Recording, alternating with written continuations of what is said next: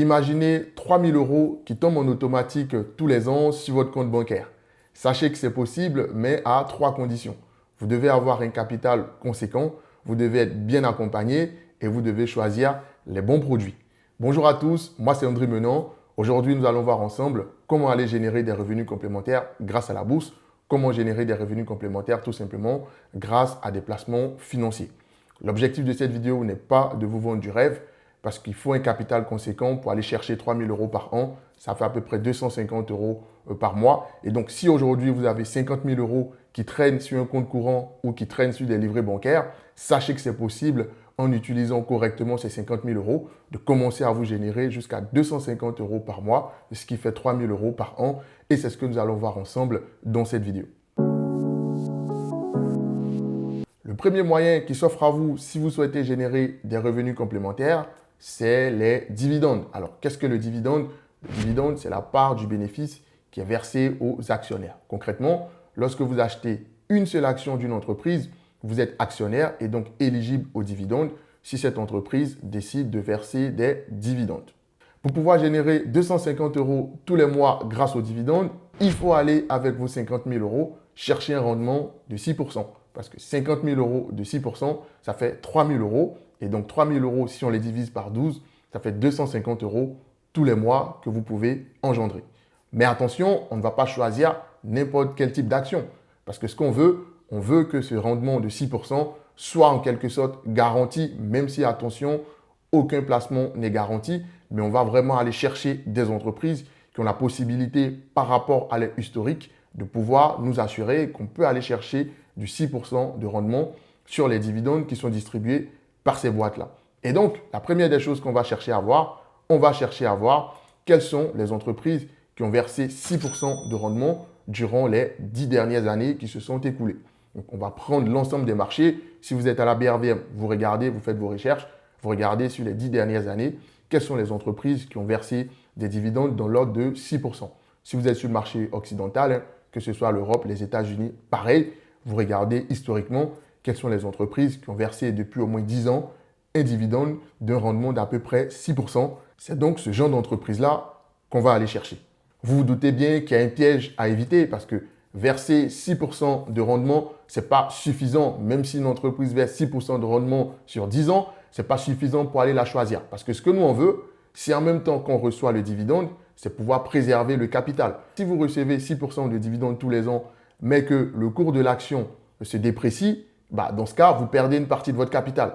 Nous, on ne veut pas ce genre d'entreprise-là. Nous, on veut vraiment des entreprises qui versent des dividendes de l'ordre de 6%, mais qui en même temps, durant les années où elles ont versé le dividende, le prix de l'action est resté constant ou le prix de l'action a gagné en valeur. Donc, c'est ce que nous, on va aller chercher. Si on arrive à identifier ça, on a le Saint Graal, on a la crème de la crème. Et donc, on est certain qu'avec nos 50 000 €, on pourra vraiment, dans 95% des cas, aller chercher un rendement d'à peu près 6% sans que notre capital ne se déprécie. Et c'est ce qu'on cherche ici. Après, il ne faudrait surtout pas miser vos 50 000 € sur une seule entreprise. C'est dangereux. Donc, on va aussi essayer de diversifier. Parce que dans le monde, il n'y a pas seulement une seule entreprise qui coche ces critères-là. Il y en a plusieurs. Donc, il faudra absolument mixer un tout petit peu. Idéalement, il faudra par exemple avoir 3 ou 4 entreprises qui ont versé ou qui matchent les critères que je viens de donner tout à l'heure. Et ensuite, il faudra repartir le capital à part égale entre ces 4 ou 5 entreprises. Parce que c'est ça, il faut diversifier le risque. On ne sait jamais. C'est vrai qu'on part sur un critère très sélectif. On veut des entreprises qui ont versé des dividendes depuis au moins 10 ans de l'ordre de 6% et que le prix s'est apprécié ou que le prix est resté constant.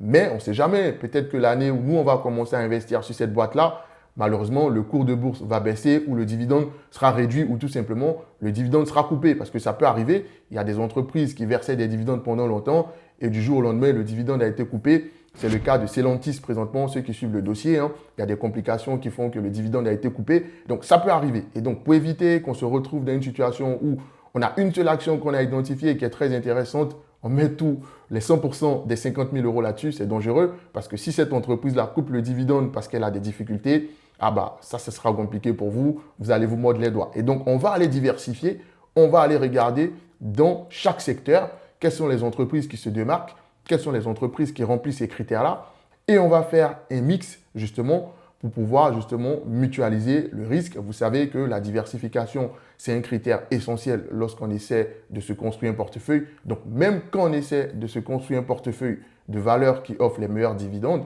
on va aussi privilégier la diversification. Par exemple, pour quelqu'un qui a 50 000 euros aujourd'hui à placer, on peut aller chercher une action dans le secteur des télécoms, qui est un secteur historiquement qui verse de gros dividendes et qui en même temps, le cours des entreprises s'apprécie ou reste constant. Donc, pourquoi pas 10 000 euros sur le secteur des télécoms. Pareil, le secteur de l'énergie ou le secteur des utilities, l'eau, l'électricité, c'est un secteur qui est plutôt constant. Les entreprises versent des dividendes généreux. On peut mettre à peu près 15 000 euros là-dessus. Ensuite, sur le secteur bancaire, les banques, les assurances, elles font de gros bénéfices. Elles sont très généreuses en termes de distribution de dividendes. On peut aller chercher aussi une banque, pourquoi pas, qu'on intègre au portefeuille.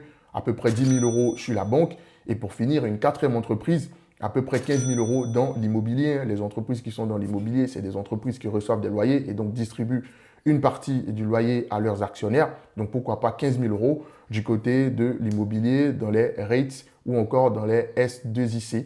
Ça peut être très intéressant. Donc, voilà une petite allocation de ce qu'on peut faire avec 50 000 euros pour aller générer des revenus complémentaires. Pour ceux d'entre vous qui ne sont pas encore abonnés, je vous invite à vous abonner et à activer la cloche des notifications pour ne pas manquer les vidéos que nous diffusons régulièrement sur la chaîne. Grâce à ces vidéos, vous saurez correctement comment placer et organiser votre épargne bancaire. Alors maintenant, comment est-ce qu'on peut faire ça? Parce que c'est bien de savoir que c'est possible avec les dividendes de pouvoir se générer des revenus complémentaires. Mais concrètement, comment je mets en place? Quels sont les supports? Quelles sont les enveloppes que j'ai à disposition pour pouvoir justement acheter des valeurs qui versent des dividendes et pouvoir recueillir des dividendes? Le premier support, ce sera le compte titre ordinaire. Donc, vous pouvez vous ouvrir un compte titre ordinaire, acheter ces entreprises-là au travers d'un compte titre ordinaire et c'est seulement à l'issue de cela que vous allez pouvoir recevoir des dividendes. Parce que de toutes les façons, les actions, les titres des sociétés, vous ne pouvez pas les conserver chez vous à la maison. Il faut une enveloppe, il faut un support sur lequel vous allez conserver ces titres-là. Il faut un intermédiaire financier via lequel vous allez passer pour acheter ces titres-là. Et donc, vous allez devoir ouvrir un compte titre ordinaire selon le type d'action que vous souhaitez. Si vous souhaitez, par exemple, recevoir des dividendes d'entreprise à la BRVM, il faudra ouvrir un compte titre ordinaire chez une SGI. Si vous êtes en Europe, il faudra ouvrir, par exemple, un compte titre ordinaire chez un courtier qui vous permet d'accéder à des valeurs cotées sur les marchés occidentaux. Et c'est comme ça que vous allez pouvoir vous générer ces revenus-là. On peut aussi passer, pour ceux qui sont en Occident, par une assurance vie. Voilà, c'est possible. Vous ouvrez une assurance vie et ensuite vous achetez ces entreprises-là. C'est possible d'acheter des titres vifs au travers d'une assurance vie. Vous achetez ces titres-là et ensuite, quand l'entreprise va verser ses dividendes, vous allez les recevoir dans votre assurance vie et vous allez pouvoir faire vos retraits. C'est possible aussi pour ceux qui sont en France de pouvoir le faire sur un PEA.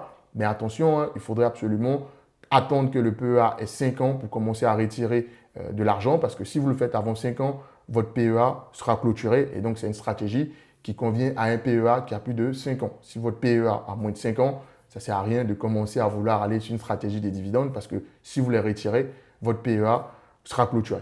Donc voilà les enveloppes à partir desquelles on peut mettre en place ces stratégies-là. Quelle est la fiscalité auquel on est soumis? Parce que bien entendu, vous allez recevoir des dividendes, mais il faut savoir que même si vous êtes à la BRVM ou en Occident, peu importe le pays où vous êtes, les dividendes sont taxés. Et donc, en France, vous allez payer à peu près 30% si vous êtes sur un compte titre ordinaire.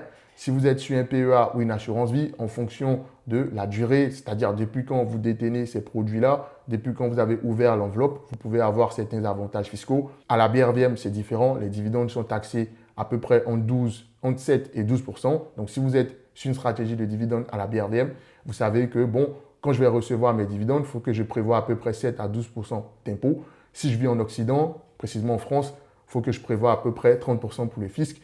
Et justement, si vous avez un PEA de plus de 5 ans, vous n'allez pas payer l'impôt sur le revenu, vous allez seulement payer les prélèvements sociaux. Et donc, tout ça pour vous dire que c'est possible de le faire, mais il faut bien le faire. Donc, en plus de savoir choisir ces produits, il faut aussi comprendre les enveloppes pour pouvoir justement optimiser tout ça. C'est bien d'investir, mais quand vous allez recevoir vos gains, il faut savoir les optimiser pour ne pas payer les impôts dans tous les sens. Parce que ce serait bête d'avoir galéré pour choisir les bonnes entreprises et puis de laisser de tout donner aux impôts. Bien entendu, il faut payer ces impôts, mais s'il existe des moyens de pouvoir les optimiser, n'hésitez pas à les optimiser. Avant de passer à la deuxième méthode qui peut vous permettre de générer jusqu'à 250 € tous les mois en automatique, laissez-moi vous rappeler que Sicarium est un cabinet de conseil en gestion de patrimoine réglementé en France.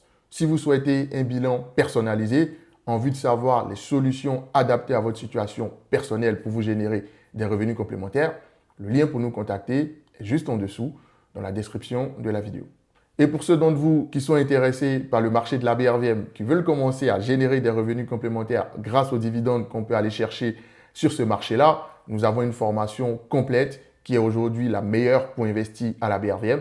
Dans cette formation-là, vous découvrez comment choisir vos valeurs, vous découvrez comment choisir le meilleur courtier du marché. Vous allez découvrir également comment déclarer vos impôts. C'est aujourd'hui la seule formation qui vous dit exactement, lorsque vous vivez en France ou en Europe, comment déclarer pas à pas vos impôts. Je vous invite à regarder également dans la description de la vidéo pour voir les avis des personnes qui ont déjà suivi ce programme-là. C'est vraiment un parcours de formation dans lequel je raconte mon expérience. Donc, vous n'achetez pas qu'une formation, vous achetez tout un parcours, toute une expérience qui est documentée dans ce programme-là. Bientôt, les ETF vont peut-être arriver sur le marché de la BRVM. C'est un programme que je mets à jour continuellement. Et donc, dès que les ETF vont arriver, vous aurez un module pour savoir comment justement identifier les meilleurs ETF et commencer à placer votre épargne.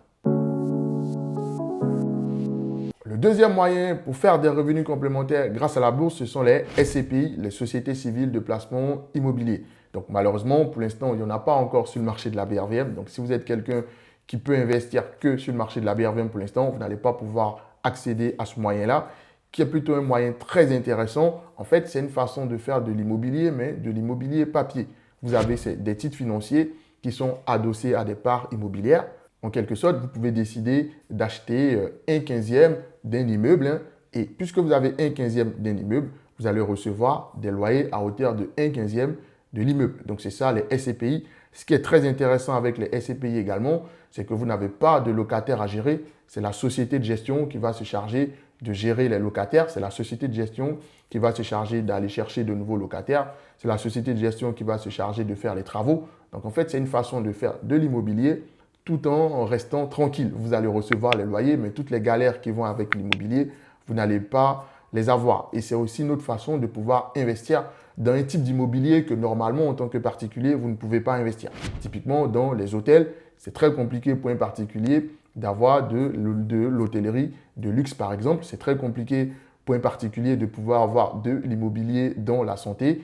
C'est très compliqué pour un particulier de pouvoir avoir de l'immobilier de bureau commercial des grands groupes. Par exemple, les grands groupes du CAC 40 vont louer leurs bureaux pour certains. Donc, c'est très compliqué de pouvoir avoir ce type d'immobilier-là en tant que particulier. Et donc, justement, on passe par les sociétés qui mettent en place les SCPI. Et justement, à partir des SCPI, on va pouvoir aller accéder à cet immobilier qui est souvent très compliqué de pouvoir accéder quand on est particulier pour pouvoir justement se faire à peu près 6% de rendement. Et 6% de rendement, c'est tout à fait possible.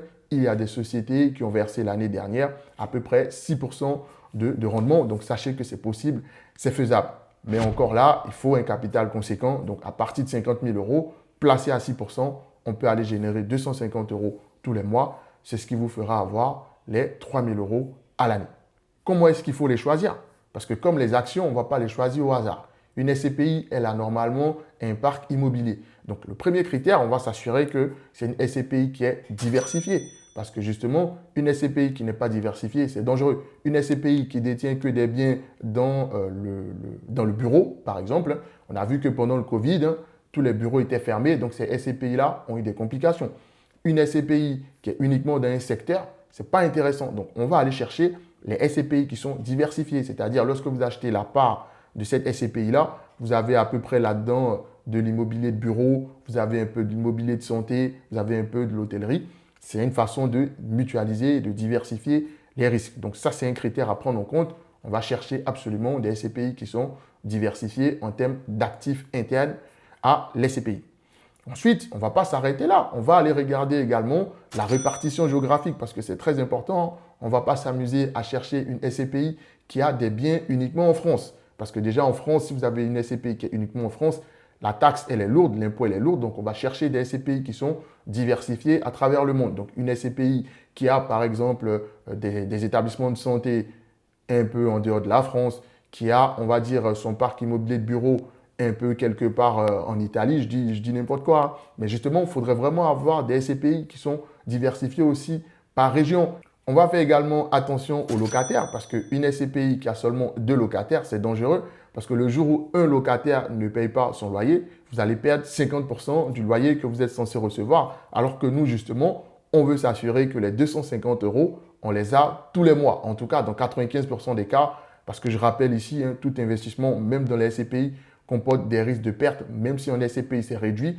Mais sachez que même sur les SCPI, hein, il y a quand même des risques en fonction de l'évolution du marché immobilier. Les parts peuvent baisser et les loyers peuvent être aussi chamboulés. Donc, c'est pour ça qu'on va aussi là mutualiser le risque en allant chercher des SCPI qui ont plusieurs locataires. Une SCPI qui a par exemple 100 locataires, le jour où il y a un locataire qui ne paye pas le loyer, vous allez recevoir quoi? Vous allez recevoir 99 sur 100 des loyers. Et donc, c'est ce qu'on va faire. On va aller chercher des SCPI qui sont également diversifiés en termes de locataires, c'est-à-dire une SCPI qui a quand même un nombre de locataires assez conséquent.